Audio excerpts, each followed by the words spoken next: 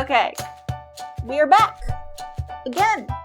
Well, I'm still here, but so now we're gonna talk about the history of intelligence testing. Not a ton of history, but some. Just because, in theory, I would love to teach a history of psychology class, but I've only let myself give us one module worth of content. Great. Alright. Sorry. So, history of intelligence testing. So, about 50 years after Esquel and Seguin, whose names I'm butchering, in around 1904, the Ministry of Public Instruction in Paris appointed a commission to decide on educational measures that should be undertaken with children who weren't profiting from regular instruction. A little bit of context for this. France had recently administered nationwide standards for education. This commission was there because some students were not learning at the typical pace. So this commission concluded that medical and educational examinations should be used to identify those children who could not learn through ordinary means, because these kids were failing. So they needed a way to identify them. So it was determined that those kids should be removed from their regular classes and given special instruction suitable for their more limited intellectual prowess. So this is the beginning of special education in the classroom.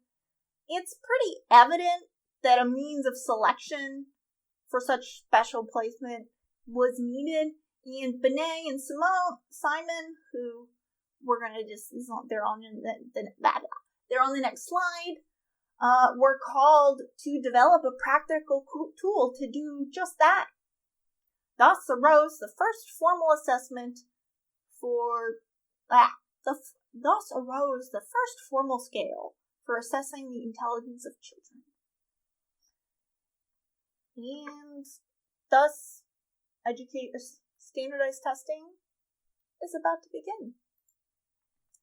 So, Alfred Binet developed the first intelligence test.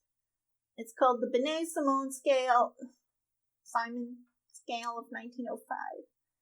It had 30 items of increasing difficulty. These ranged from simple sensory tests to quite complex verbal extractions. The idea was that this scale was appropriate for assessing the entire range of cognitive ability, from severe mental retardation to high levels of giftedness. And that this administration could be standardized, so the same instructions in format for all children. It kind of fit really nicely in with the centralized planning of the French education system.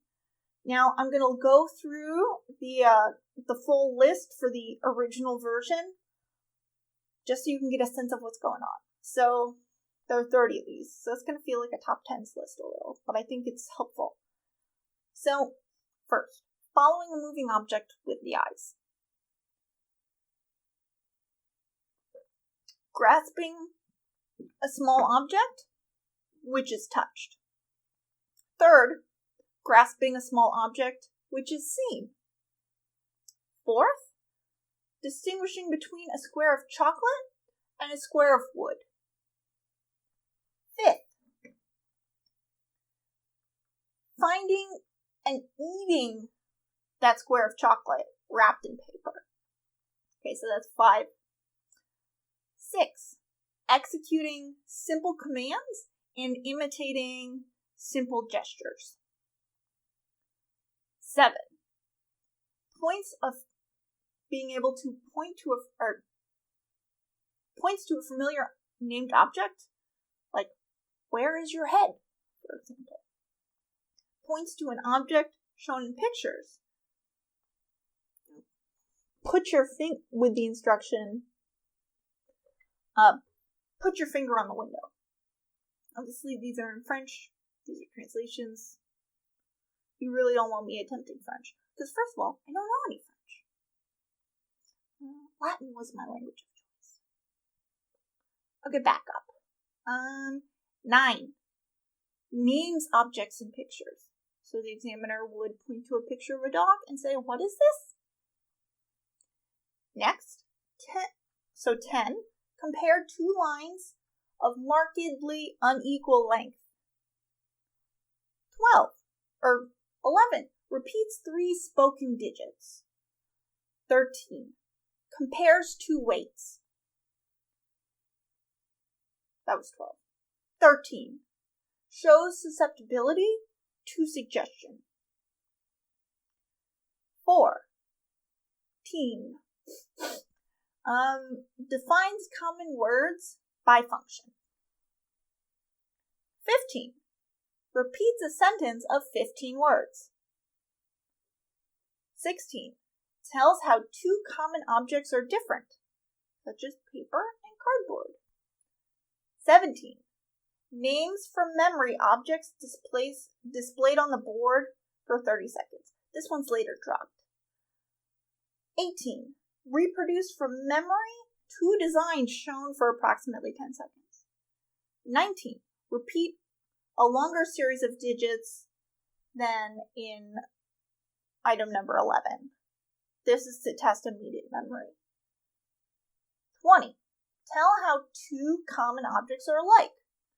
For example, butterfly and flea. 21. Compare 2 lines of slightly unequal length. 22. Compares 5 blocks and placing them in order of weight. 23. Indicates which of the previous 5 weights the examiner has removed. 24. Produce rhymes.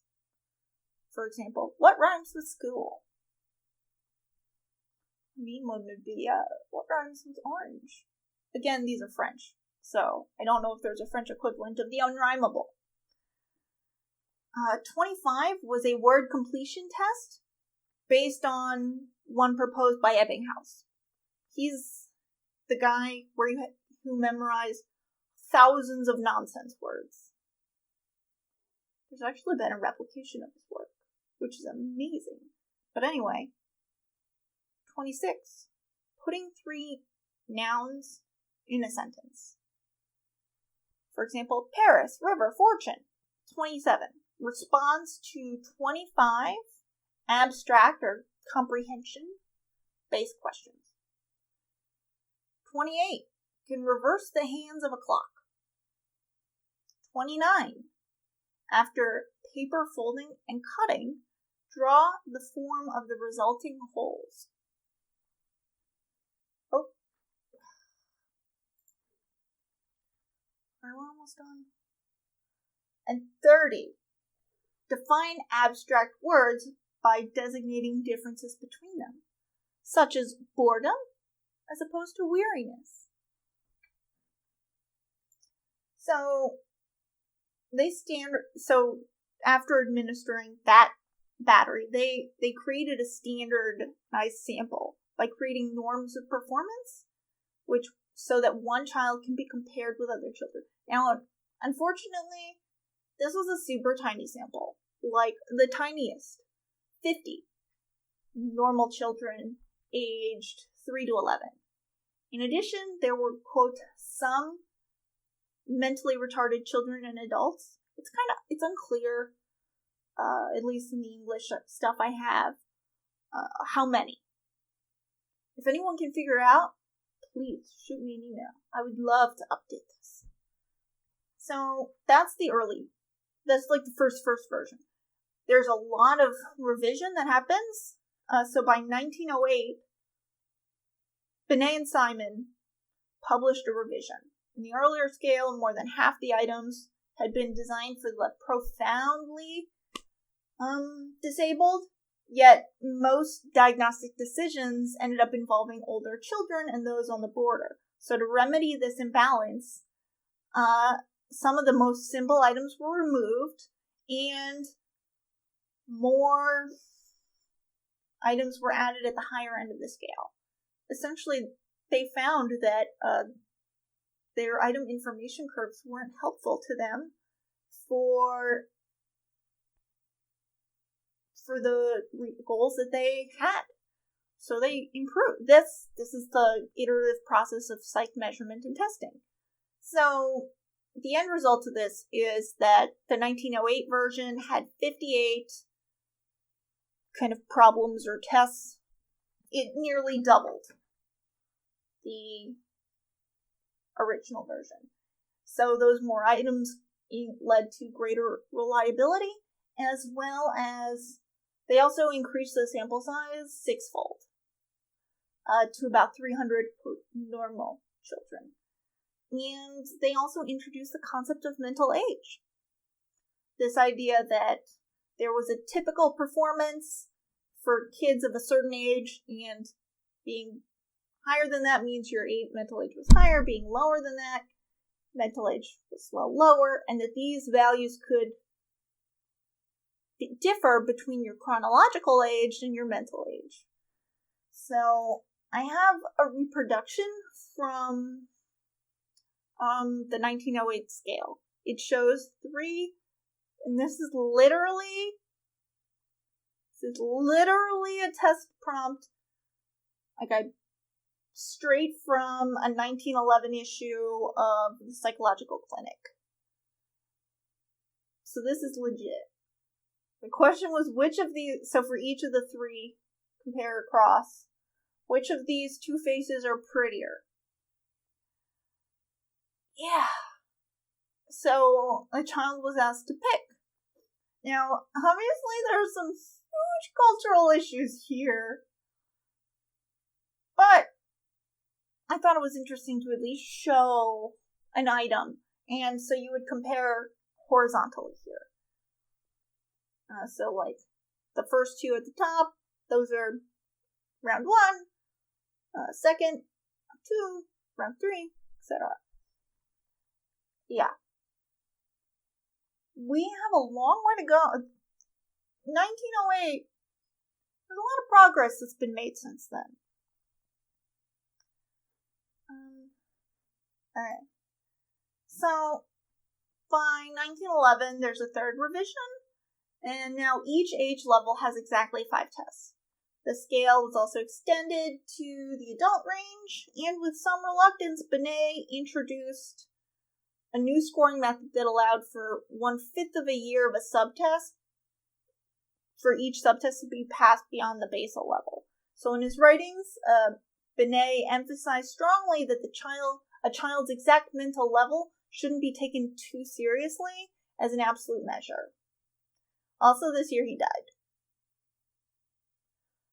So 1912, the Coleman-Binet revision, so Coleman revised it, which extended testing downward to as low as 3 months of age. And by 1916, Terman and his associates at Stanford revised the Binet-Simon scale, producing the Stanford Binet that we still use today. I mean, there's been tons of iterations, tons since then. But this is the Stanford Binet that we are going to talk about in more detail later. It's a super successful test. Now, for it, Terman kind of revised the scaling system and suggested multiplying the intelligence quotient by 100 to remove fractions. And he's also the first person to use the abbreviation IQ. And thus was born one of the most popular and controversial concepts in the history of psychology. So Binet died in 1911, as I already said, before the IQ swept American testing. So we'll never know what he actually thought about this new development, but Simon, his collaborator, later called the concept of IQ a betrayal of their scale's original objectives. And we can probably assume that Binet's humanistic concern that he might have held a similar concern for the use in the United States.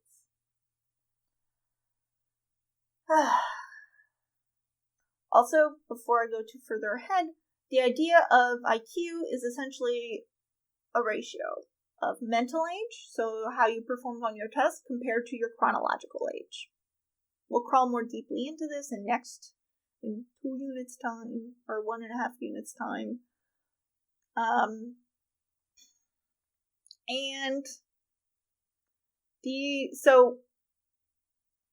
Alright, so let's actually talk about mental age for us. So someone with an IQ of 100 means that their mental age and their chronological age are the same. Now, if we have a 10-year-old who's so chronologically 10 years old, but is performing at a 15-year-old's level of a performance, that person has an IQ of 150. If a 10-year-old's performing at like a 12.5-year-old, IQ of 125. So what you do is you mental age divided by chronological age multiplied by 100. Boom. Alright. But we're going to keep going. So, World War I. We're going to zip a little ahead. So the army conditions Robert Yerkes. It's probably not Yerkes. Who was then the head of the American Psychological Association, to develop 2 new structured tests of human abilities. And frankly, this shouldn't surprise anyone, because Americans have leaned towards efficiency, and it's only natural that researchers would seek to group mental tests to supplement the super time-consuming individual intelligence tests that had been imported from France. Group tests were frankly not super popular until World War I, when the Army commissioned these 2 tests. Because frankly, it's still really tedious, because these group tests had to still be scored by hand. The idea of a completely objective test with a simple scoring key was just inconsistent with tests such as logical memory, in which the judgment of the examiner was required for scoring. So, most amazing of all of this, at least anyone who spent any time as a student in American schools and in this department, multiple choice questions are not a thing yet. They're not in general use. You may notice in my class that I don't use multiple choice, because frankly our classes are small enough that I don't need them. I don't need to do economies of scale group level testing. So I can actually use clinician judgment. So, this slow pace picked up with World War I, at least for the United States, starting in 1917. So, Robert Yerkes, who's president of the APA, is also a well-known psychology professor at Harvard, that school in Boston. He convinces the U.S. government and Army that all 1.75 million recruits should be given intelligence tests for the purposes of classification and assignment. So immediately, he's being commissioned into the Army as a colonel, and Yerkes, assembled a committee on the examination of recruits. So this met at the Vineland School in New Jersey to develop the new group tests for Army recruits. So some other people that were on this committee included Terman and Goddard, and they created 2 tests. The Army Alpha and Army Beta. So it's really difficult to overestimate the influence of the Army Alpha and Beta on subsequent intelligence tests.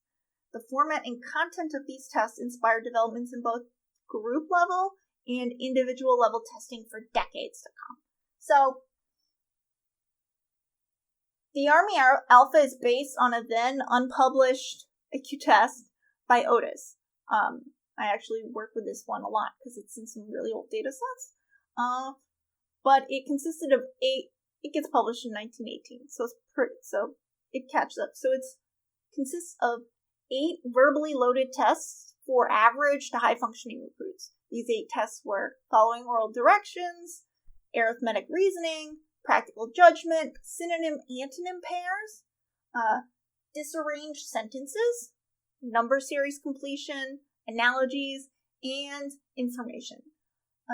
I'll provide a figure about here, hopefully. Hopefully when I'm editing later I see this. So that I can indicate that it's there. So that's Army Alpha. The Army Beta was a nonverbal group test designed for use with people who weren't literate. Literacy at the rates we see now are way lower, as well as for recruits whose first language was not English. Actually a lot of, so like recent immigrants, including had to fill out the form, and you can see, so I've got some ancestor and genealogy stuff, and you can see that they had a lot of help.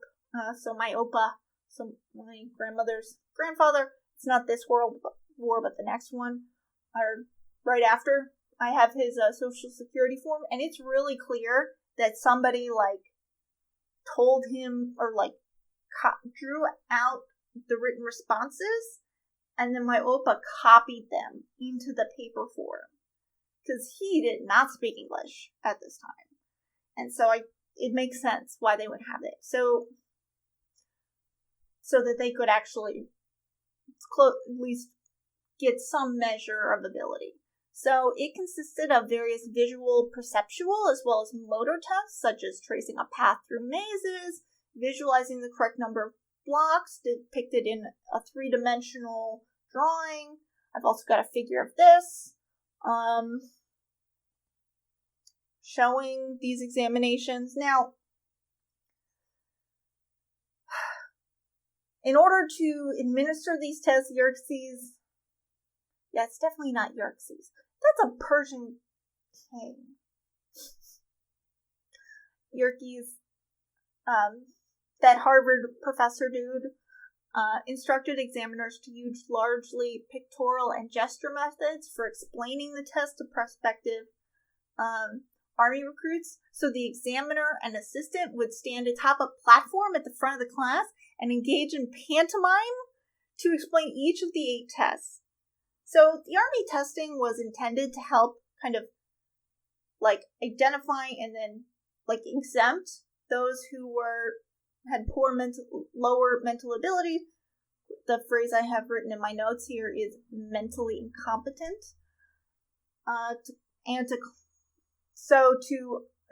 To identify them and exempt them from service, as well as to classify men according to their ability and to assist in placement of the competent into positions of responsibility. This is from a 1921 document. But it's not really actually clear how much of this was used.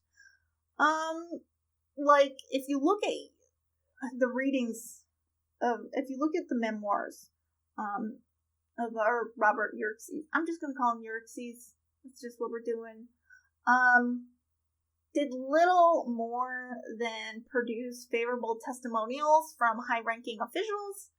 In his memoirs say that the military could have saved millions of dollars and increased its efficiency if the testing data had actually been used. And this is probably because those mountains of test data just didn't have an impact because of the resistance of, quote, the military mind to scientific innovation. However, it's also true that the Army had good reason to doubt the validity of these results. For example, there's an internal memo that described the use of pantomime of the non-verbal beta examination as such. For the sake of making results from the various camps comparable, the examiners are ordered to follow a certain detailed and specific series of ballet antics, which have not only the merit of being perfectly incomprehensible and unrelated to mental testing, but also lent a highly confusing and distracting mythical atmosphere to the whole performance, effectively preventing all approach to the attitude. Effectively preventing all approach to the attitude in which the subject could be while having his soul tested. Yeah, so, also testing conditions of this, not super hot. Because, wave upon wave of recruits were ushered in one door, tested, and then virtually shoved out the other side. Tens of thousands of recruits received a literal 0 on many subjects, not because they were profoundly disabled, but because the instruments were the instructions were incomprehensible. And actually many recruits fell asleep while the testers gave these esoteric and mysterious pantomime instructions. So on the positive side, these psychologists, the Army testing provided psychologists with so much experience into the psychometrics of test construction. Thousands of correlation coefficients were computed, which at the time required hand calculations. Or usually it was grad students who would calculate them. And also included the prominent use of multiple correlations for the analysis of test data. So test construction graduated from an art to a science within a few short years. Okay, so eventually the Army Alpha were released for general use, and these tests quickly became the prototype for a huge family of group tests. And they influenced the character of intelligence tests, college entrance exams, scholastic achievement tests, aptitude tests, and major revisions to the Stanford Binet and Wechsler, which we'll talk about in the future. But it just created this testing frenzy. Eventually, so just to give you one example, the National Research Council, which is a government organization of scientists, devised the National Intelligence Test, which would eventually be given to 7 million people, kids, in the United States during the 1920s. Thus, all the tests we're familiar with today, SAT, GRE, ACT, Wechsler, you name it, had roots that reach back to Yerkes, Otis, and just the mass testing of Army recruits. So I'm going to wrap up here. So, because I know there's a lot happening here. So I'll see you later. Bye!